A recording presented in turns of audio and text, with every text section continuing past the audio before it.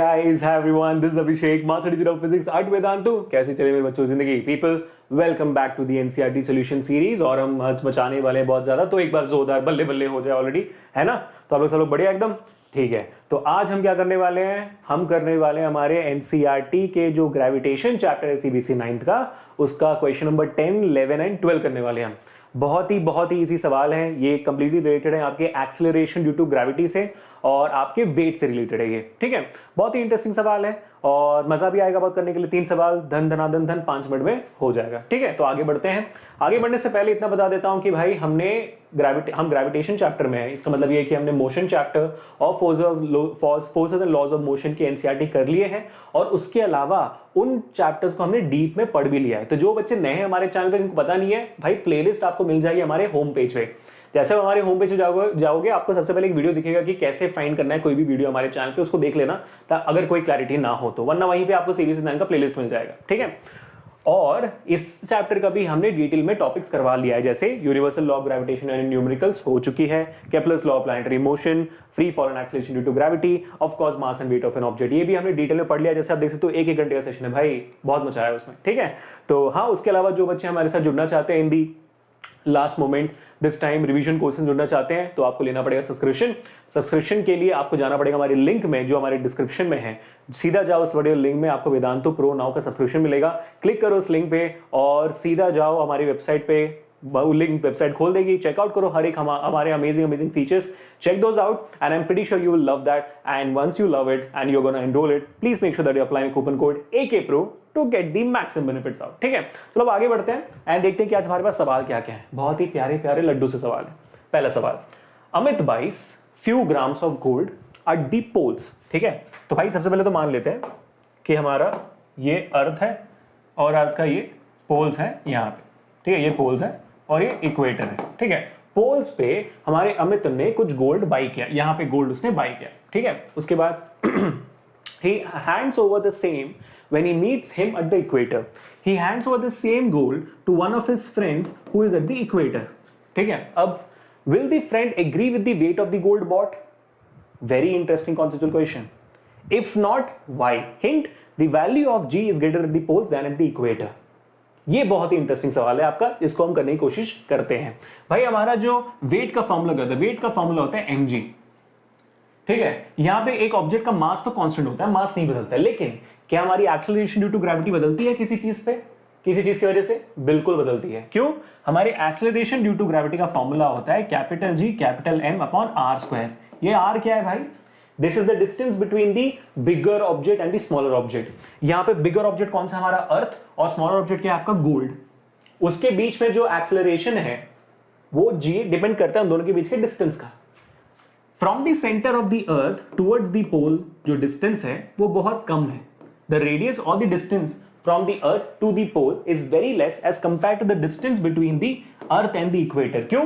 क्योंकि हमारा अर्थ जो है वो पूरा का पूरा गोल नहीं है, it's not perfect circle, it's a geoid, to be very clear, it's a geoid, it looks like an egg, so it's a geoid, ठीक है। तो इक्वेटर में r की वैल्यू ज्यादा है और आप यहाँ पे इस फॉर्मूला के थ्रू क्लियरली देख सकते हो कि G और R इनवर्सली प्रोपोर्शनल है, देख सकते हो ना, G और R इनवर्सली प्रोपोर्शनल है।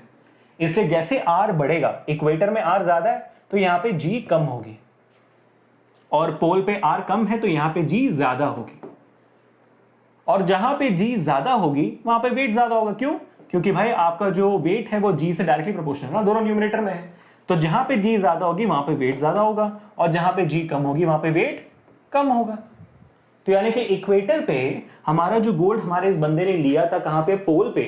पोल पे जो गोल्ड लिया था उन्होंने, वो इक्वेटर पे आते आते उसका वेट कम हो जाएगा। क्यों? क्योंकि एक्सेलरेशन ड्यू टू ग्रेविटी की वैल्यू कम हो जाती है। क्यों? रेडियस इक्वेटर पे ज्यादा है अर्थ का, ठीक है। तो that is the precise correct answer जो 2 मार्क्स के लिए आपको आता है, और ये 2 रिलेशन लिखकर आप इजीली इस चीज को समझा सकते हो, और डिटेल में मैंने यहां लिख के दिया हुआ है, आप नोट डाउनलोड कर लेना पीडीएफ को, ठीक है। अब आगे बढ़ते हैं सेकंड क्वेश्चन। मजा आया पहले सवाल में? बहुत कॉन्सेप्ट चल रहा है, मजा आ गया ना? बड़ा मजा आता है ऐसे सवाल में। Why will a sheet of paper fall slower than one that is crumpled into a ball? Again a beautiful conceptual question. Again a very beautiful question. देखो ध्यान से भाई, हमारा जो एक शीट होता है, जो शीट ऑफ पेपर हो ऐसे होता है, और क्रम्पल्ड वाला ऐसे होता है, ठीक है। क्रम्पल्ड वाला ऐसे होता है मान लेते हैं। अब मान लो इसको एक शीट ऑफ पेपर को मैंने ऐसे छोड़ दिया और एक क्रम्पल्ड पेपर को मैंने छोड़ा, शीट ऑफ पेपर तो धीरे आएगी, क्रम्पल्ड पेपर धड़ से गिर जाएगी। क्यों? क्योंकि भाई हमारी दुनिया में क्या है, एयर रेजिस्टेंस है ना, रेजिस्टेंस है। तो हवा इस शीट ऑफ पेपर के नीचे भी है और क्रम्पल्ड पेपर के नीचे भी है, लेकिन क्योंकि शीट ऑफ पेपर का सरफेस एरिया ज्यादा है तो उस पर ज्यादा एरिया है जहां पे हवा उठा सकती है, उसे ज्यादा एरिया पे हवा का फोर्स लगता है। क्रम्पल्ड पेपर क्योंकि उसका सरफेस एरिया कम है as compare to the sheet of paper, इसलिए वो क्या होता है, वो धड़ से गिर जाता है, क्योंकि उस पे जो है एयर रेजिस्टेंस की फोर्स बहुत कम होती है और वो धड़ से गिर जाता है, उसको कोई ऊपर पुश करने वाला होता ही नहीं। अगर सोच के देखो इसी तरीके से, अगर जो एयरप्लेन का विंग्स है अगर वो सीधा लंबा ऐसे नहीं होता और ऐसे टुकड़ा हुआ ऐसा मतलब क्या बोलते हैं यार, मुरझाए हुए चांद की तरह होता तो कैसे होता, उड़ता ही ना प्लेन, समझ में बात। Exactly like that. That's the reason why people, a plain sheet of paper actually falls slowly and the crumpled paper falls faster. Moving on to the last question for today, which is again a very beautiful and a numerical based question. Gravitational force on the surface of the moon is only 1/6 as strong as gravitational force on the earth. Perfect. यानी कि weight of the object on moon is actually 1/6 of the weight of the object earth, because भाई gravitational force on the surface is weight of that object ना, correct. What is the weight in newtons of a 10 kg object on the moon and on an earth? Okay, so weight of an object on earth is mass into acceleration due to gravity on earth, correct. So mass is how much, 10 kg, and acceleration is 9.8, so your answer would come out to be 98 newtons. This is the weight of the object on earth. Now what is the weight of the object on moon?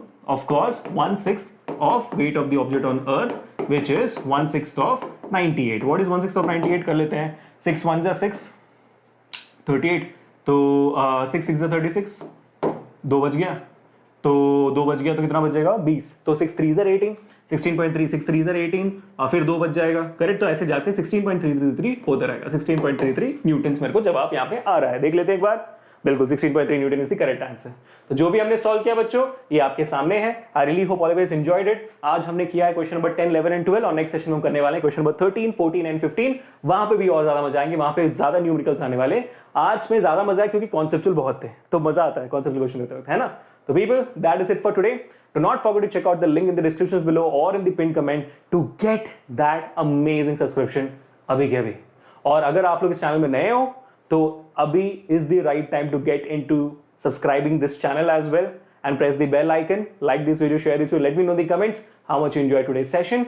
Subscribe करना जरूरी क्यों है, क्योंकि भाई बहुत सारे amazing 9th के sessions आने वाले हैं, फुल रिवीजन होने वाला है यूट्यूब पे, तो not definitely miss it out, ठीक है।